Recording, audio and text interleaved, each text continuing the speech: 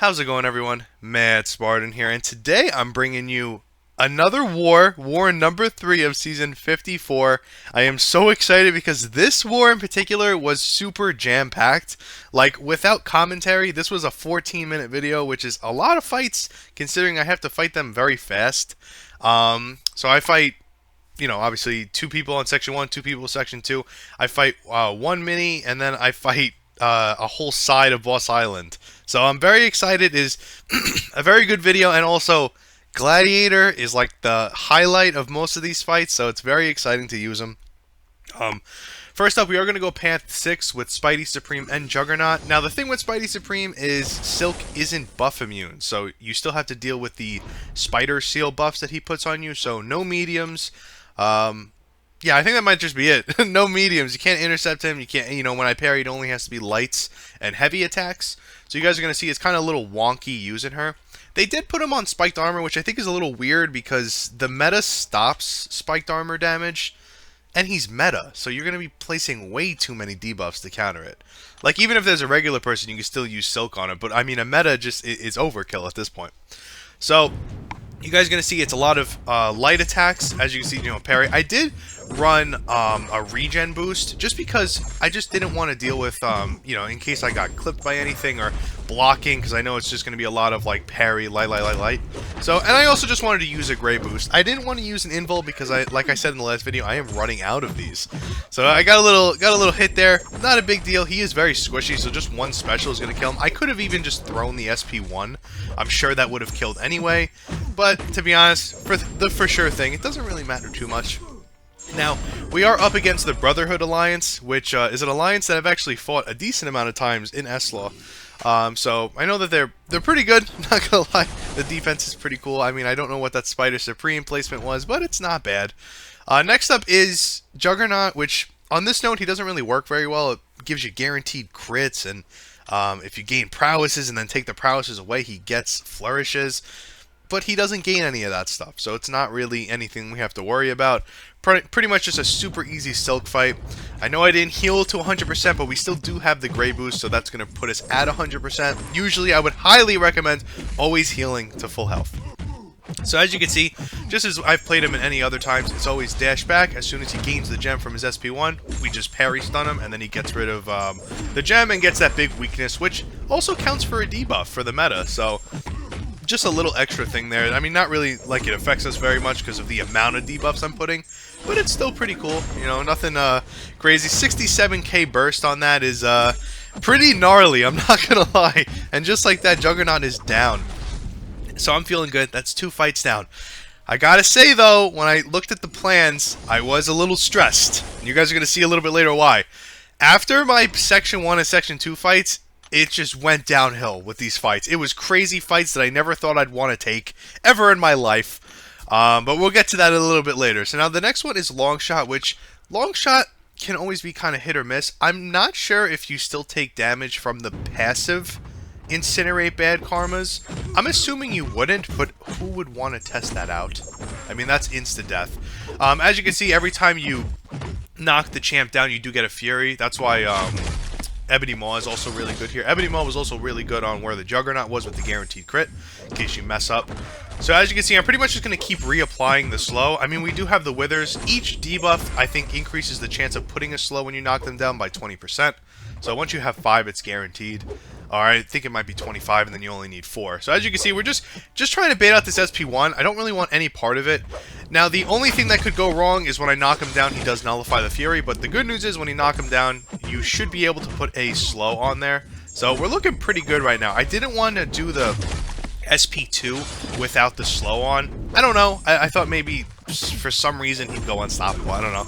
I'm just a little bit panicking. We're just trying to nuke this as fast as possible. 63,000 burst. That long shot's down. Now, next up, we do have EMP Havoc, which specifically I brought iDoom for. I do run him with the Hulkbuster Relic because that gives shock vulnerability, which is really good for him.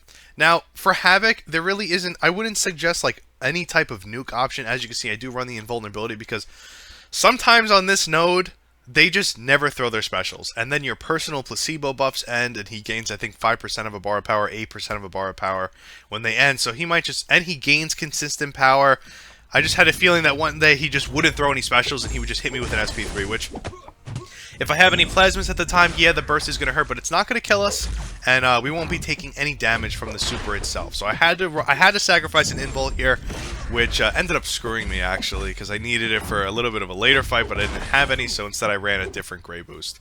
So we're going to be baiting out this SP2. The big thing with Havoc is letting him throw all of his specials as much as he possibly can. As soon as he has 10 plasma, which he always will, because you're putting a shock on him, he should be able to always be throwing specials, because every time a mutant gains two or more prowesses in one shot, it actually gets rid of all of them and then gives him a very big energy vulnerability. It's actually pretty big for iDoom. It ends up being like a 3,000 to 4,000 energy vulnerability. It is a lot. I know that it's he's actually a solid option against Bishop, but you do have to stack up a lot of them. So whether it's SP1 or SP2, we're just trying to have him throw a lot of them.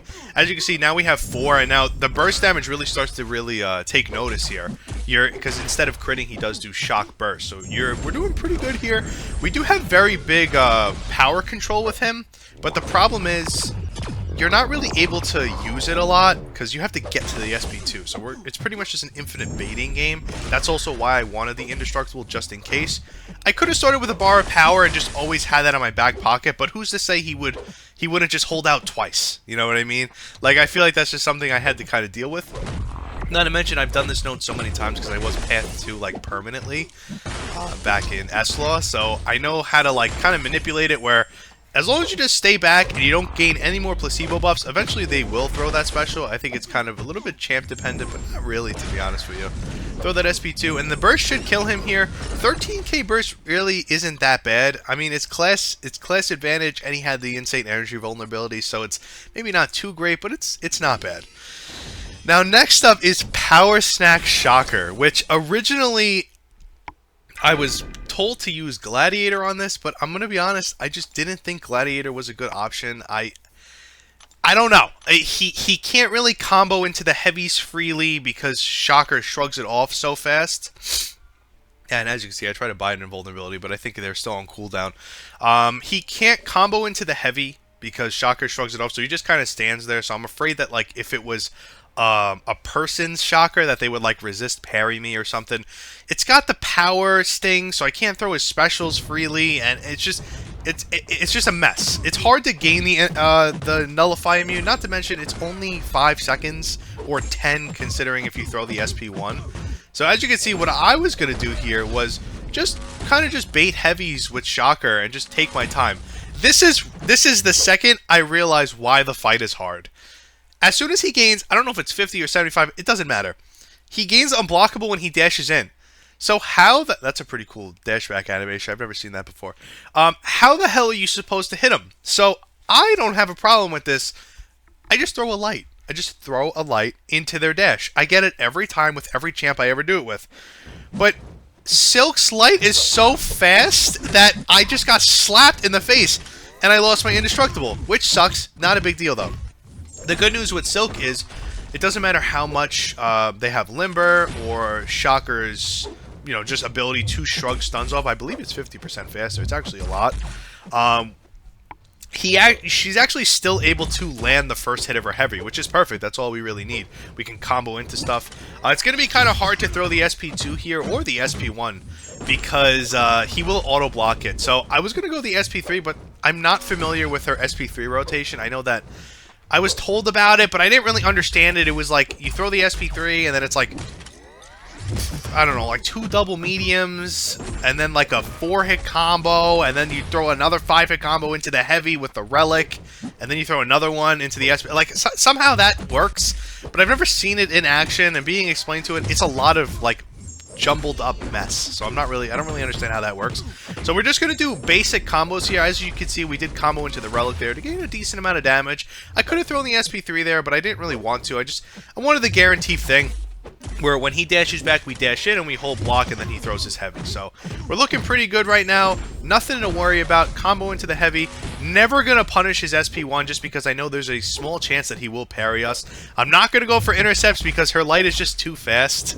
I could have went with mediums, but I guess I prefer to be safer with it. So if I'm not able to use lights, I probably just won't do it. We could have let him throw the SP2, but I didn't really want to be honest with you. I could have thrown the SP3 here too, but I'm not gonna, I was already nervous about this fight.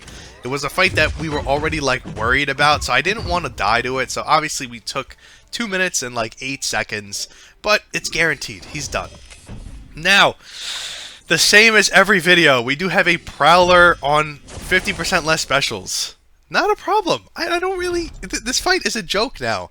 I don't have any invulnerability boosts, though, to run. So I'm like... Because I decided to run it on Havoc. And then I ran another one on the Shocker because I was nervous. Good thing I ran it on the Shocker, though. So you can see, we're going to be running a regen boost just to negate some damage that you get in the beginning of the fight. It's not really... There isn't, like, a real reason why I used it. It's just I want to run in with some boost. The Power 1 start isn't really useful in this fight. Yeah, I guess you get to the Vigilance faster, but it doesn't really matter. We're gonna... The main thing is we are going to be building up his confidence. That is the most important thing. We're going to try to get to that, like, 10 mark, and if we can get more than that, cool, but the most important thing is getting to 10. Because now we have the unblockable, and we're pretty good. You know, we're going to keep comboing to the heavy to maintain the slow. And now we're just pretty much going to town. I learned from my mistake in the last video. I was a tad more aggressive and got to that 20 mark, so I can start doing bursts. So as you guys can see, we are hitting 32,000 bursts. Like, we're doing pretty good. I did throw the SP1 there, though, so I was able to apply the slow.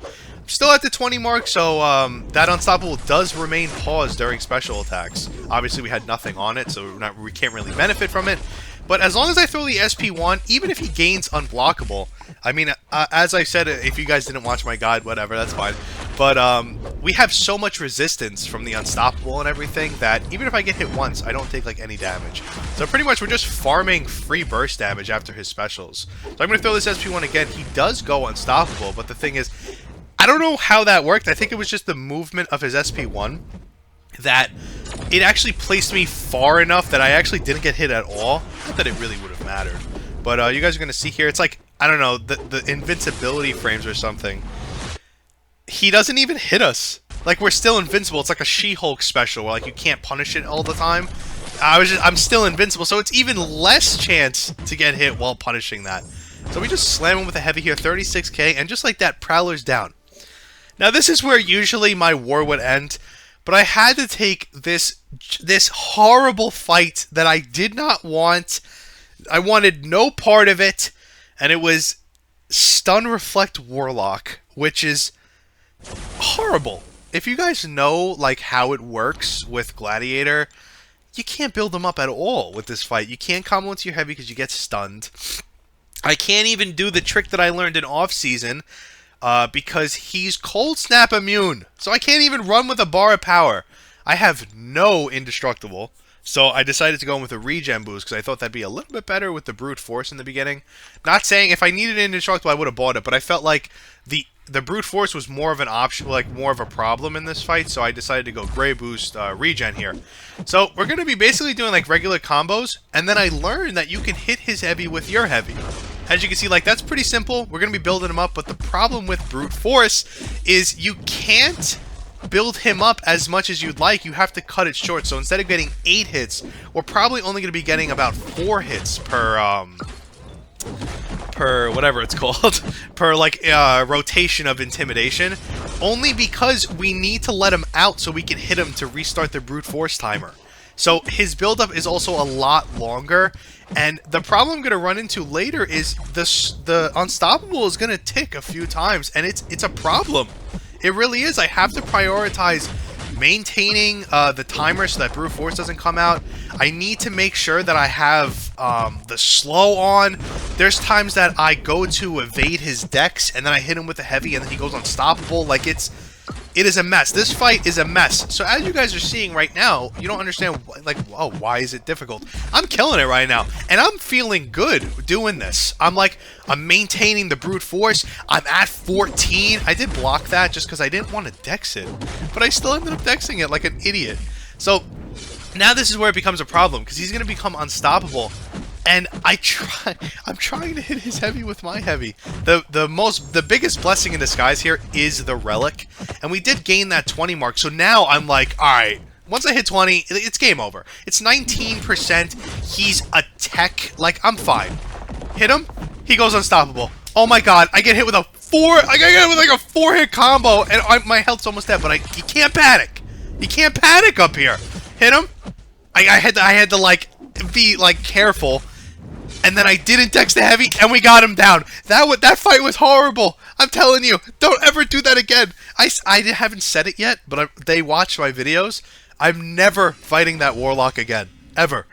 That was horrible. Stun Reflect Warlock is not good. You can't use Silk there because the Infected stops you. It was a mess. I think the only thing that I could have done different there is maybe if I had an Odin, I would have maybe been a little bit better, but to be honest with you, it didn't matter. There was a couple heavies I landed there that didn't give me the Intimidate because I was infected. I think infected gives you like a 30 or 20% reduced ability accuracy on offensive abilities. So I wasn't landing my Intimidate, so I wasn't able to build them up, and it was just a mess. So maybe with the Odin, I would consider it, but it was horrible because eventually you're just not able to knock him down as much to be able to apply the slow, so you just get screwed. It was really bad. But another war in the books. Didn't really do that bad, to be honest with you. At the time of recording this, I am in the next war, and oh man, it is a doozy, that next war. And yeah. So I hope you guys enjoyed it. Yeah, I appreciate everyone who's watching the Gladiator guide. It had a little bit of a slow start. I know that in like the first day, I think it only had like 9 or 10 views. And then I woke up today and it has like 65 views. So you guys are watching it. I really do appreciate it. Yeah, I hope you guys enjoy it, and I'll see you all in the next one.